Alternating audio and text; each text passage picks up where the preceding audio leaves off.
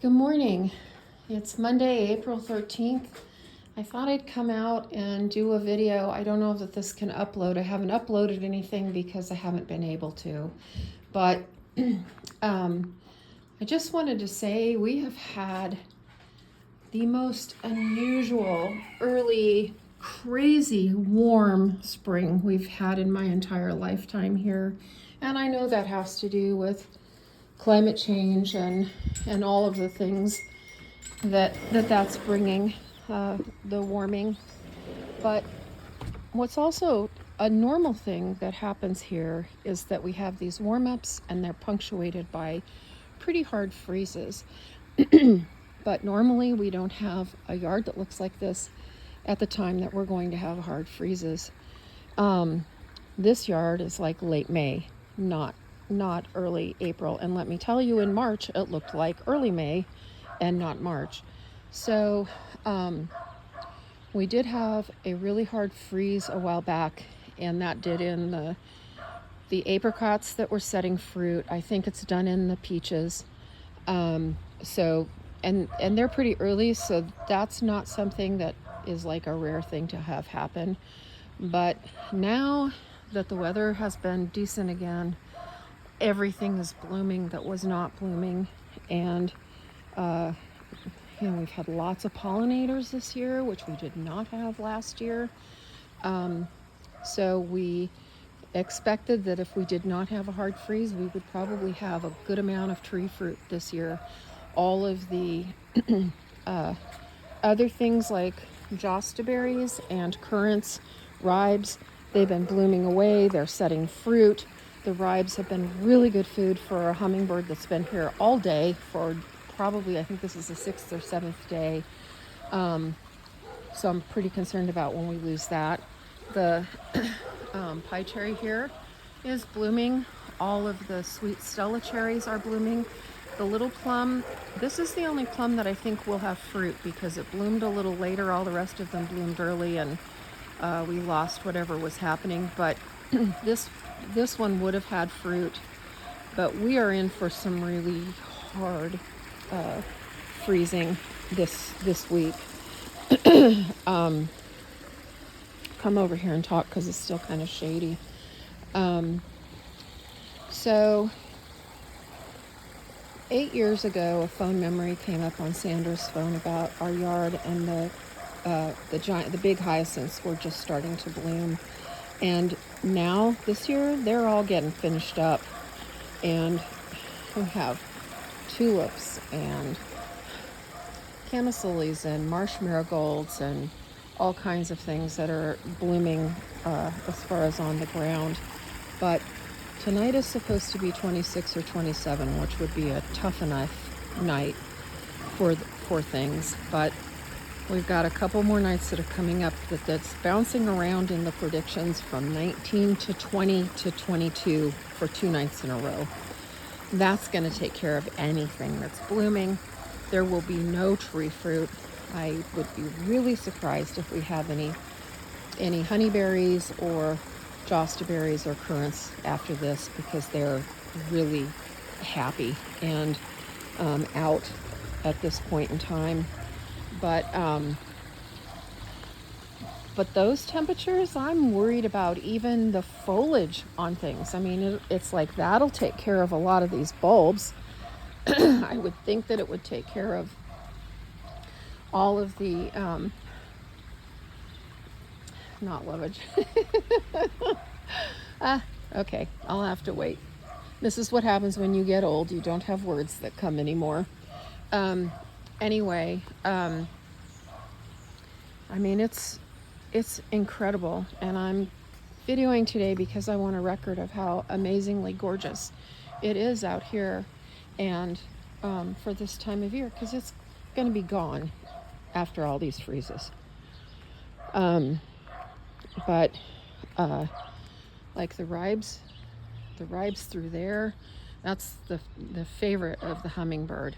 And there's a little ribes over here that I started from a cutting, but she's been visiting the big one. And then up here, that is a crabapple that birds brought in years and years ago, and it has never bloomed like that. I mean, they're so pretty, the blooms.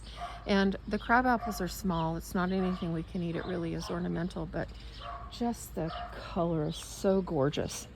Out here in the between, like I said, no apricots. We lost those after the last freeze, and I think we'll lose all these honeyberries and the currants over there too. Something I do have this year that came up.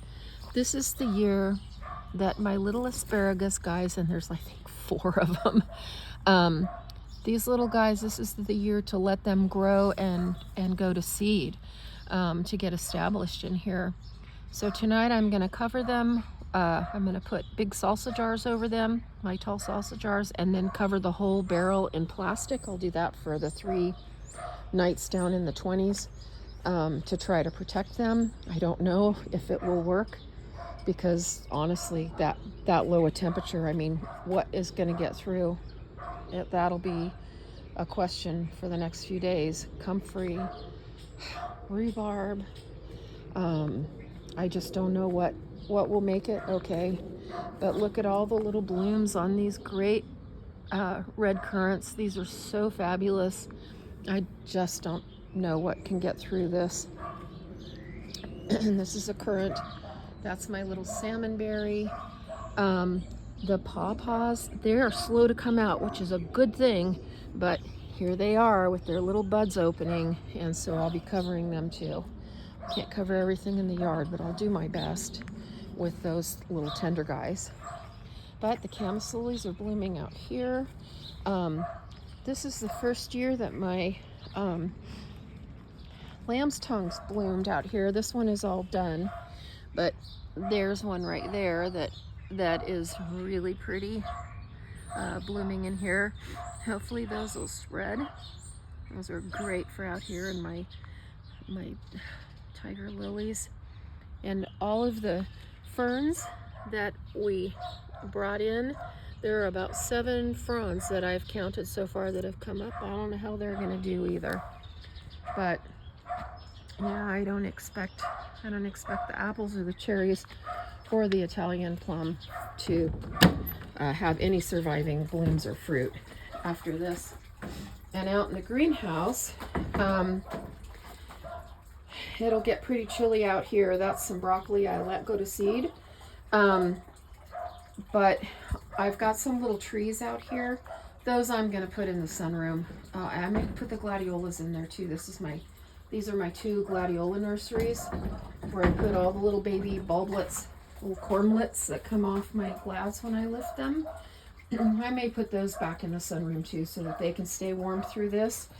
Oh, here's some little third harvest broccolis. We harvested all the rest, but I'll have to cut those and bring those in, and so we can eat those. And the kids in their little pond tank, they're pretty happy. They have a heater, so they're pretty safe.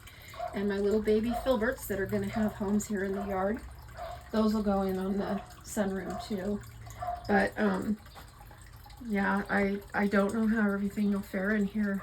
Everything's really happy in here.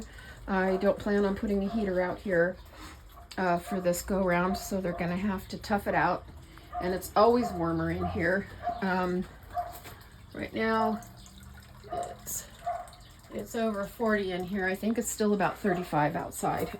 So it should be, most things should be safe in here, but I'm not going to leave my little trees and stuff out here. I'm not going to chance that with them. But all of the Oregon grape is blooming. That's native, so I don't know how it toughs through this kind of freeze, because usually it blooms later.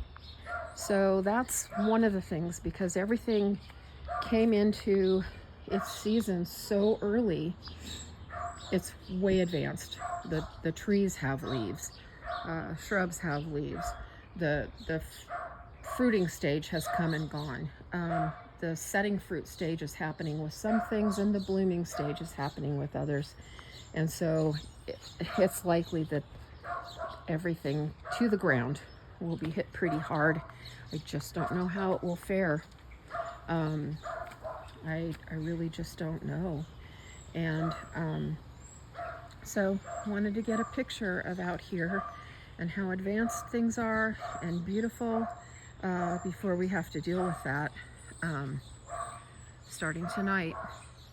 And then I think it's Tuesday night or Monday night, Tuesday night, Wednesday night that it's really bad. Oh, the hummingbird's here. I can hear her.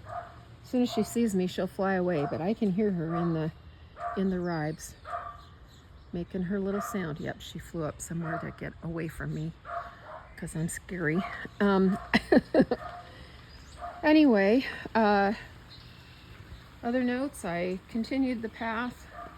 This mud pit out here has just been so annoying. I went ahead and continued the path so that we could get through here better.